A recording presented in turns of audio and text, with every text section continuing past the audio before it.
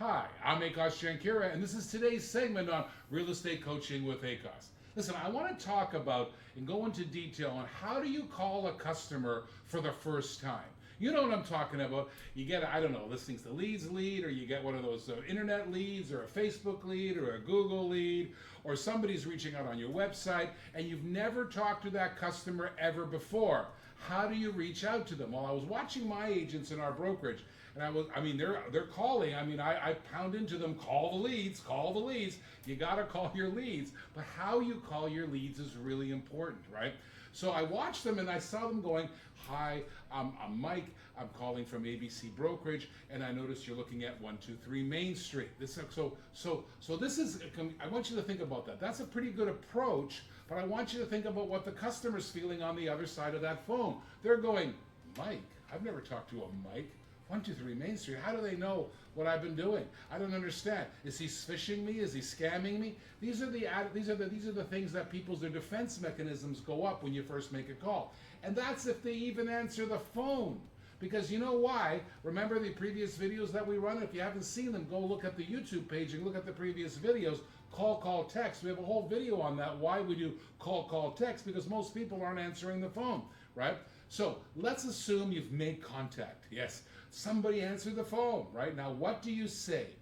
Now, the first approach about introducing yourself and telling them you're looking at 123 Main Street is a kind of a common way to do it. But I want you to substitute that because I want your conversion to be higher. I want you to get into the conversation quicker. I don't want that customer blowing you off fast, right? So here's the first thing you do that people, I heard this myself. I didn't make this up, I heard it and I was so impressed by it, I have to share it with you, right? First of all, lead with gratitude. Now, if you don't know what gratitude is, learn. Gratitude is you're grateful, you're happy, you're energetic, you're joyful. It's joyful and triumphant that the person answered the phone. Now, how do you put that joyfulness into your telephone conversation? You start with telling them the truth. Oh my goodness gracious, we do internet marketing, and when somebody responds to us, we're so happy and we're so grateful. Thank you for being here. Gratitude. Pour it out. Gratitude pours from the heart right onto the phone, right? So I want you to practice the first line in your gratitude. Here's a homework exercise for you. Think about in your mind, maybe you're sitting at your desk and say, when I finally make contact with a person, how do I share my gratitude with them, right? What do I say? What do I do to share gratitude with them, right? So the first thing you do is be happy. Be happy they're answering the phone. I see agents who are terrified when somebody answers the phone. They go, oh my goodness, what do I do now? The customer just answered the phone. I don't know what to say. If you don't know what to say, always default to gratitude. Gratitude's the answer. So, for example, you call the customer up and they answer the phone and you say, hi, introduce yourself, I'm Akos. When we do internet marketing or Facebook marketing, because I know my CMA knows exactly where they called from or where they came from, so I repeat it to them. When we do Facebook marketing and we put those properties out there and somebody clicks on it to find out more information, we are so grateful. We are so happy. We are so happy you're here. We're so happy you're here. We're so happy you're on the other end of the phone.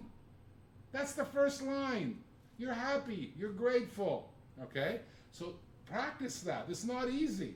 I want you to practice being grateful when the first time you make a contact with anyone. It's actually a pretty good exercise for anything, not just real estate, all right? So you're so happy and grateful. And the second step's important too.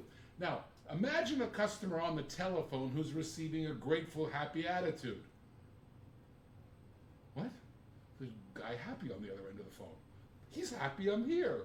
People aren't happy I'm here. People are always upset that I'm here. People are always think I'm intruding when I'm here. Here's a person on the other end of the phone who thinks I'm happy that I'm here.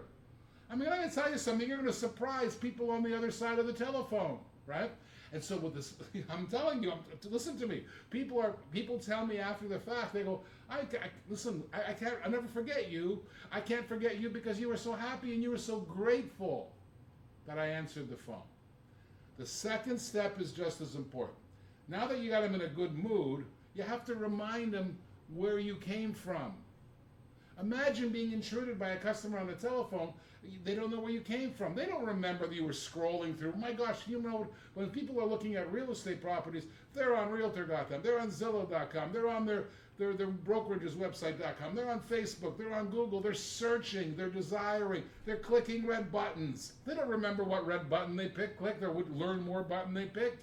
You have to remind them. Grateful, and then you remind them where you came from. So you say, oh my goodness, we ran an ad on 2217 Anita Street, and there's all those pictures and stuff, and you click learn more. And here I am to tell you more, right? So gratitude, and then remind them where you came from. And then it'll go into a conversation, right?